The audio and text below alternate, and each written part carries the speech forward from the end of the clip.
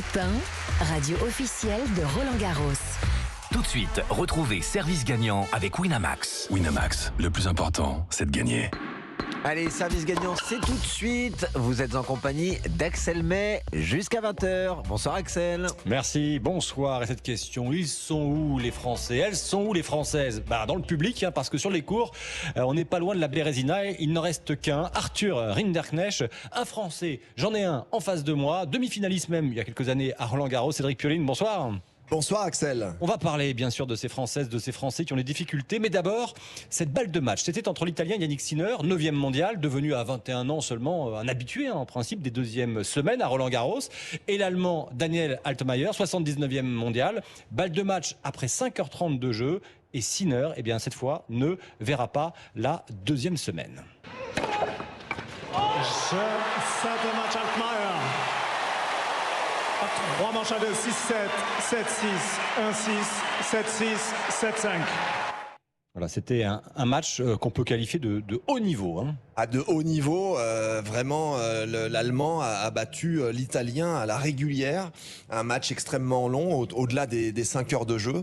Et vraiment, il a développé un jeu très intéressant. Et d'ailleurs, il est coaché, pour la petite anecdote, par un ancien joueur qui avait brillé ici il y a longtemps à Roland-Garros. C'est l'Argentin Alberto Mancini. Et d'ailleurs, dans son style de jeu, on retrouve un petit peu un revers à une main, du punch.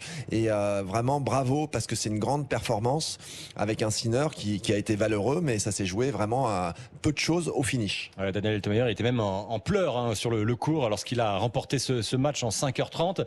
La partie basse du tableau, comme on dit, se dégage parce que Medvedev n'est plus là, Sinner n'est plus là. Dans cette partie, il y a Ruud le Norvégien et Rune le Danois. Oui, effectivement, on arrive donc là tranquillement au 3e tour, et puis de se dire que le tableau commence à nous parler avec les éliminations des uns et des autres. Et effectivement, deux joueurs qui un qui a été finaliste l'année dernière, un autre quart de finaliste d'ailleurs, c'est Ruud qui avait sorti Rune. On se rappelle que ça avait été un match un petit peu tendu, avec des commentaires de part et d'autre suite au match. Et voilà, je pense que ça sera un de ces deux-là qui devrait se frayer le chemin jusqu'à la finale. Thiago Sebosch, le Brésilien, lui poursuit l'aventure. Il est le tombeur de Daniil Medvedev. Il a écarté cette fois l'Argentin Guido Pella en 4-7. Il rejoindra au 3e tour le Japonais Nishioka.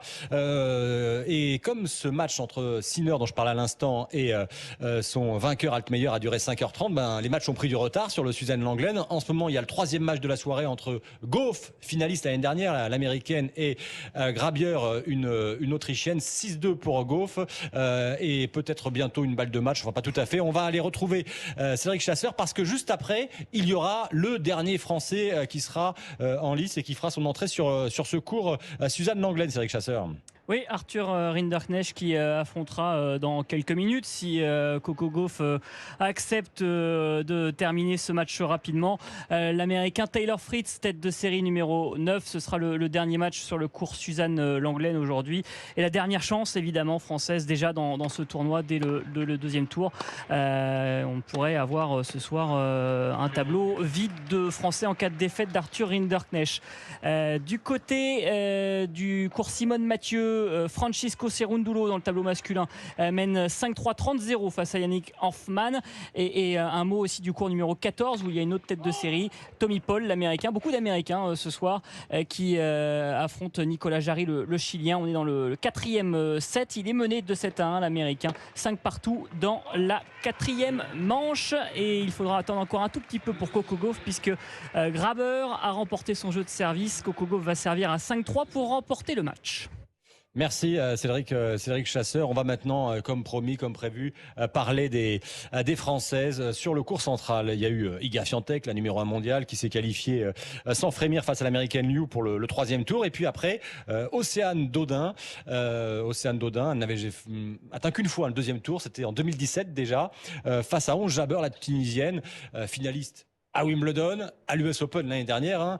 Le match était déséquilibré et ça s'est quand même vu, hein, 6-2, 6-3, Cédric Pioline. Oui, à sens unique, tout comme la jeune Diane Parry hein, aussi qui a perdu sèchement, encore plus sèchement. Mais c'est là où on voit qu'il y a une différence de niveau assez importante hein, entre les. C'est beaucoup plus marqué en tennis féminin entre les toutes premières et celles qui sont au-delà de la 50e place comme la française Dodin et qui n'a rien pu faire sur ce match avec une joueuse qui revient bien, hein, qui commence à repointer le bout de son nez. Elle a eu quelques soucis, elle a eu une opération en début d'année, donc voilà, elle est en train de revenir très fort.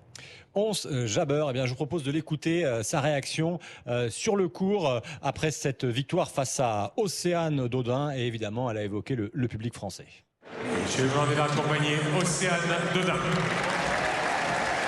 On va écouter Ons au micro de Fabrice Santon. Ons, un plaisir de t'interviewer aujourd'hui. Bravo pour ta victoire face à Océane qui pratique un jeu extrêmement puissant. On a pu admirer une nouvelle fois ton tennis et toute ta palette de coups.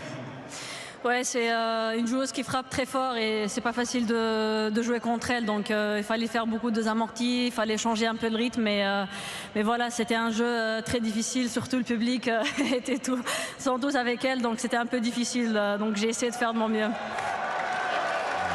Ons Jabeur, 7e mondial, qui est désormais une victoire de son meilleur résultat ici à Roland-Garros. Elle avait atteint les 8e en 2020 et 2021. Et puis sur le central, vu que Gaël Monfils, on l'a appris hier soir, est forfait.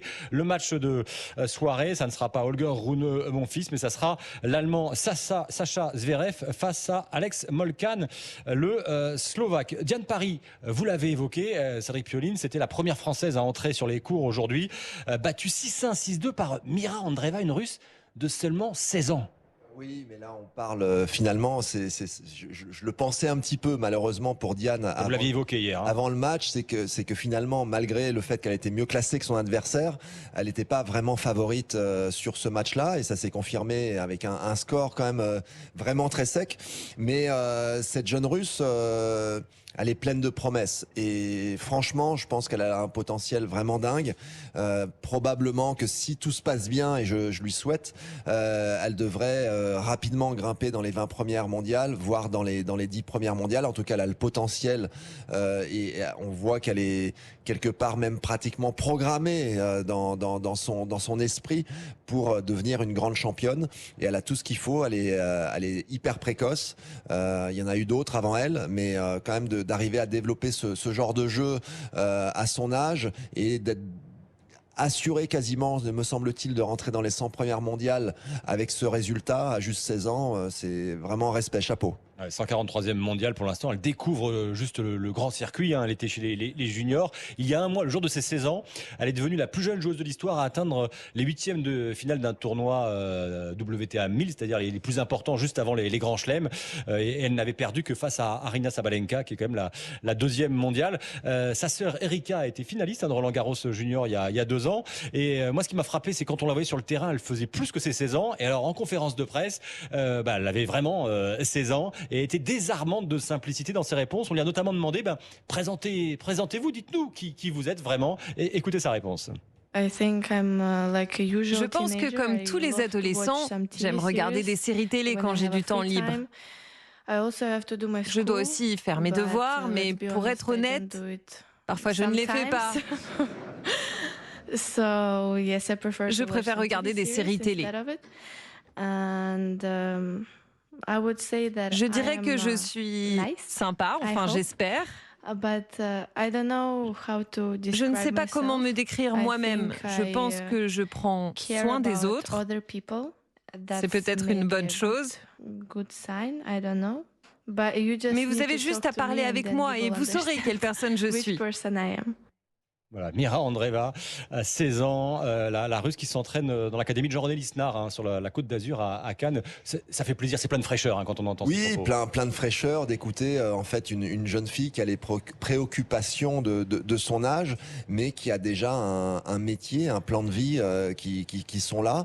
Et effectivement, comme vous l'avez dit, depuis ses 14 ans, donc c'est tout récent, ça fait juste 2 ans, elle est basée sur la Côte d'Azur, dans l'académie de Jean-René Lisnard. Rappelons-nous que c'est là aussi où Medvedev a été formé et est devenu le numéro 1 mondial, même s'il ne l'est pas actuellement, il est numéro 2, et vainqueur de Grand Chelem. Donc bravo à Jean-René et puis pour cette nouvelle pépite qui est dans son académie. Voilà, Jean-René Lisnard qui devrait être demain dans les studios d'Europe 1, dans Europe 1 Sport. Cédric Pioline, on va vous retrouver dans quelques minutes avec Céline Géraud pour Europe 1 Sport. Demain, il y a un beau programme sur le cours central. Forcément, plus on avance dans les tours, plus il y a des personnes haut classées. Il y aura notamment Aryna Sabalenka et puis Djokovic face à Alejandro Davidovich Fokina et enfin Carlos Alcaraz face à Denis Shapovalov, le Canadien, sur ce cours central. On se dit à demain pour un nouveau service gagnant. Avec grand plaisir, Axel.